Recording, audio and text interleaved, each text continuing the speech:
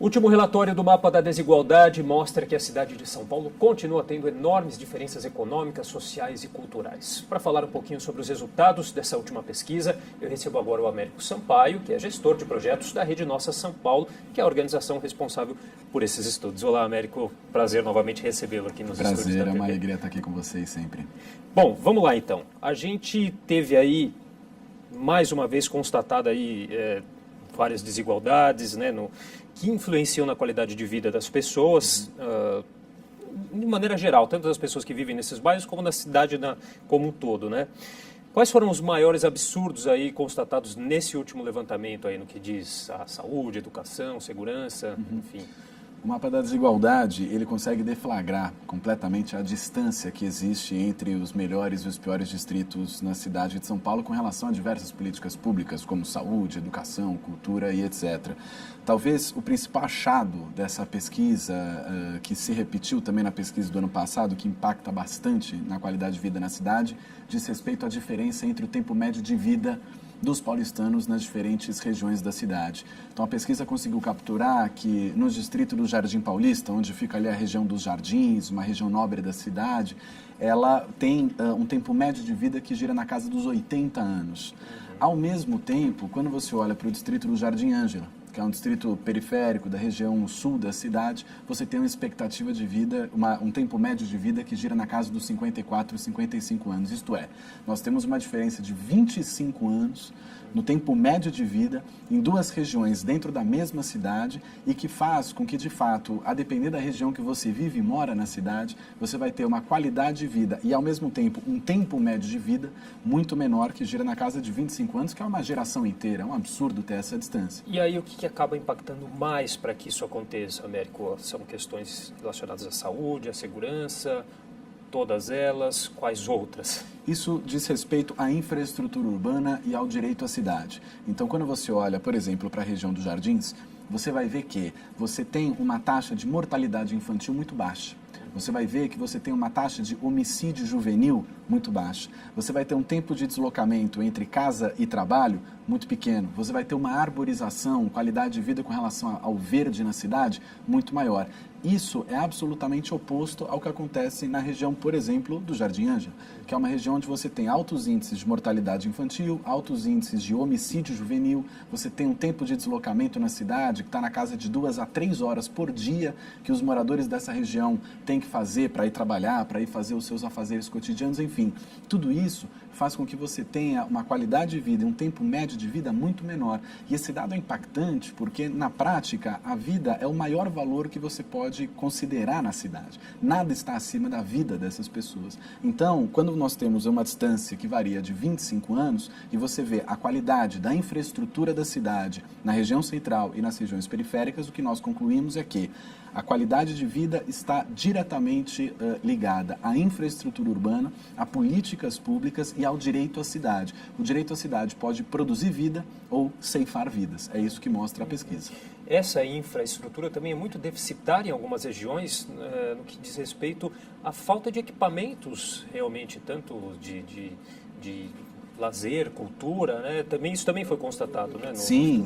Um dado que impacta muito diz respeito à disponibilidade de acervo de livro infanto-juvenil, que pega ali a faixa etária dos 7 a 14 anos. Você tem 1/3 da cidade de São Paulo que não tem acesso a acervo de livro infanto-juvenil hoje. E, basicamente, essas regiões que não têm esse acesso estão nas regiões da periferia da cidade, em especial na Zona Sul e na Zona Leste. Então, você imagina um conjunto grande de jovens, de crianças que crescem na cidade. As crianças aqui da região central da cidade podem atravessar a rua, andar algumas quadras, ir até uma biblioteca e conhecer um livro e ler, etc. Enquanto você tem 1/3 da cidade de São Paulo, que é o terço exatamente das franjas da cidade, da periferia, onde você tem um conjunto de crianças, de jovens que não conseguem ter acesso a um livro, que não conseguem ler. Então isso vai criando uma disparidade muito grande entre as regiões da cidade e vai reiterando a desigualdade. Então estou dando só esse exemplo com relação à biblioteca, né, disponibilidade de livros infantis juvenis, que mostra que você tem uma disparidade muito grande no acesso a determinadas políticas públicas. Um outro dado bastante impactante também é no que diz respeito à quantidade de leitos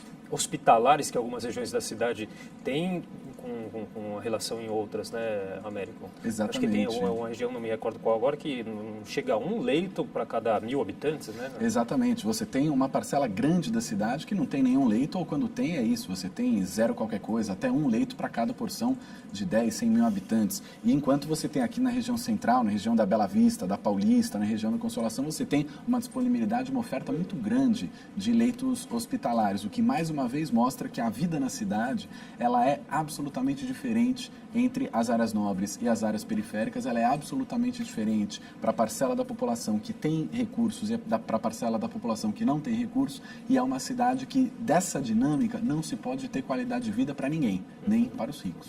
Agora, já que você falou aqui na região central, a questão da habitação continua sendo um problema nessa região? A questão da habitação, sim, a questão da habitação é um problema. O que a pesquisa conseguiu constatar é que você tem algumas regiões da cidade que tem uma parcela da população e de domicílios que estão colocados em regiões de favela mesmo. Então você tem distritos, por exemplo, o distrito da Vila Andrade, que você tem praticamente metade do distrito é composto por favelas. Ao mesmo tempo, você tem distritos como os Jardins, como a Vila Mariana, até mesmo Pinheiros, onde você tem uma fração de domicílios que estão em regiões de favela que não chega nem a 1%, enquanto a Vila Andrade, metade do distrito é composta por favela. Então, é justamente nos distritos onde você não tem infraestrutura urbana, ou seja, que você tem metade do distrito que é composto por favela, são nesses distritos que você tem um maior índice de homicídio, o maior índice de homicídio juvenil, o maior índice de mortalidade infantil. É onde você não tem equipamentos públicos, por exemplo, de cultura. Então, quer dizer, todas essas questões mostram que as políticas públicas estão absolutamente integradas e elas estão sendo direcionadas para uma região específica da cidade, que é a região onde vive a população rica. Então, a população pobre está, de fato, sendo ignorada pela gestão pública, pelas políticas públicas, fazendo com que haja toda essa disparidade nos mais diversos aspectos. Diante desses resultados apresentados por vocês, como que é trabalhado a partir de agora, após esses resultados, como que isso é trabalhado, inclusive com governos? Como que isso é feito?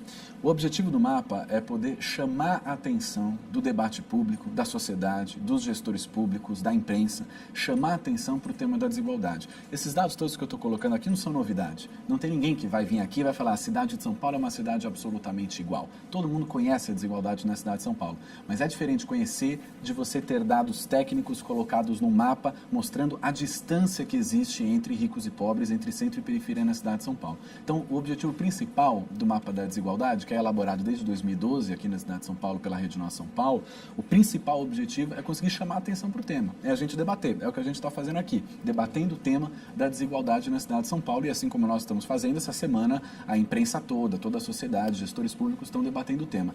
É muito importante isso para termos clareza que o acesso que você tem a políticas públicas, à cidade, à segurança, é muito importante que a sociedade paulistana entenda que este acesso, na prática, se realiza como um privilégio. Você ter uma praça perto de casa, você poder ter acesso a um telecentro perto de casa, você poder ter acesso a uma biblioteca, você poder sair na rua sem ser assassinado, tudo isso corresponde a um privilégio. É isso que a sociedade paulistana precisa entender, que a região central da cidade, o centro expandido da cidade, é uma grande ilha de privilégio, muito diferente das demais regiões da cidade. Então, o primeiro ponto é chamar a atenção para esse debate, fazer um pouco essa reflexão, e agora vamos trabalhar muito forte em cima dos poderes públicos. Então, estamos conversando, tentando costurar para fazer um debate sobre o mapa da desigualdade com os deputados da Alesp, da Assembleia Legislativa. Estamos com o objetivo também de fazer um debate sobre o mapa da desigualdade aqui na casa, com os vereadores, e também fazer um debate com a prefeitura, apresentar isso para o secretário, se conseguimos para o prefeito, para conseguir avançar. Tá bom, Américo. Queria agradecer demais novamente sua participação aqui no Jornal conosco. Muito obrigado pelo convite.